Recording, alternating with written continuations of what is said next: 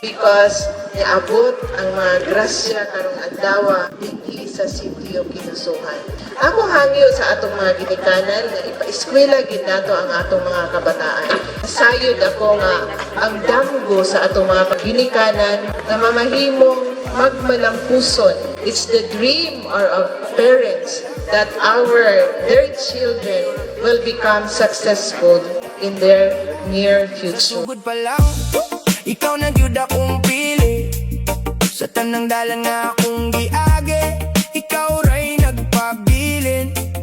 Kung asa ka padulong, dito pud ko mo ato.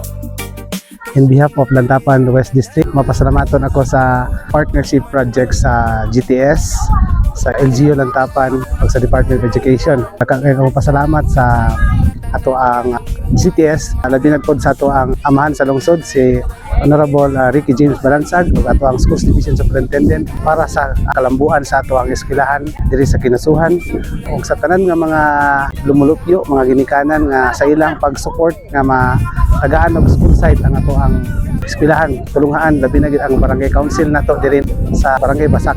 Kani siya nga programa dako kay katabang para sa kayuhan sa kaugmaon sa ato ang mga estudyante. Isip District Supervisor sa Lantapan West, ako manghinaot nga suportahan sa ginikanan ang pagpatungha sa ilang mga anak ug suportahan pud sa mga bata ang ilang kaugmaon. Kay sa gikaingon pa, it takes a village to educate a child, and education is everybody's business.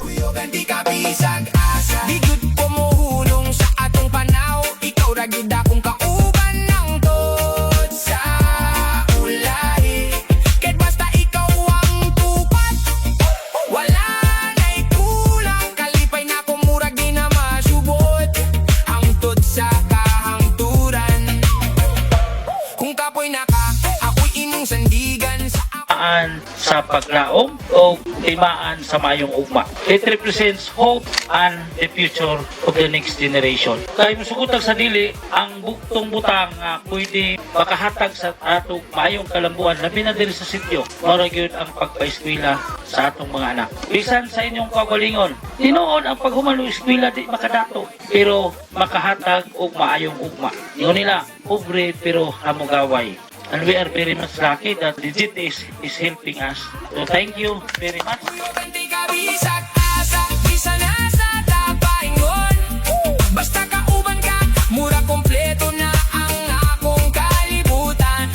Kalipay na kusang ko sa langit. Kung ikaw ang puyo sa matag segundo, ikaw ra gyud akong gipili nga higugmaon.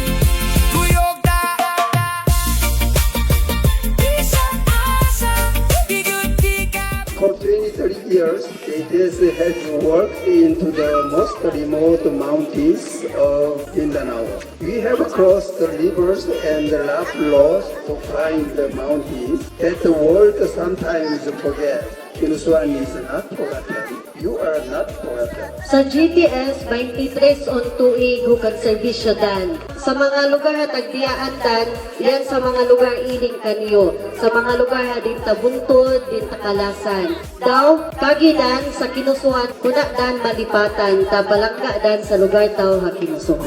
Di ka bisag asa, di gud ko mohulong sa atong panaw. Ikaw ra gyud akong kauban ng tod sa ulahi. Kahit basta ikaw ang tupat, wala na'y kulang. Kalipay na ko murag di na masubot, hangtod sa kahangturan. Kung kapoy na ka, ako'y imong sandigan sa akong abaga. Pwede ka mo pahulay o kalmahan, dili ko mohunong sa baga mo manimo. Kaysa imong presensya na himo kung tinuod nga ako. Bisan pag mo abot ang uno sa kinabuhi, dili ko mo ikas titi ka pasagdan di gyud mahimo. Kay ikaw akong kusog, ikaw akong inspirasyon. Sa tanan akong plano, ikaw ang sentro sa akong misyon. Way kahadlok ko, kita magkauban, bisan nun sa panaaturang Nalipay ang mga tao diri nga katapudan na gid o unahan ang among sityo. Kayahay na gid ang magigitanan tungod kay matuman na magid ang among pilahan diri. Ang sponsor ining gikan sa Korea. Walay kahumanan nga pasalamat. ang akong kalibutan. Kalipay na kusang ko sa langit. Ikaw ra gyud akong gipili nga higugmaon. Kuyog ta bisag asa di gyud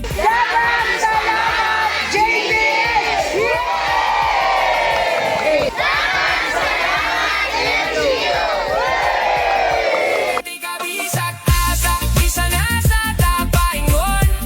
Basta kauban ka mura kompleto na ang akong kalibutan. Kalipay na kusang-ko sa langit kung ikaw ang puyo sa matag segundo. Ikaw ra gyud akong gipili nga higugmaon. Kuyog ta Daghang salamat ug mayong udto.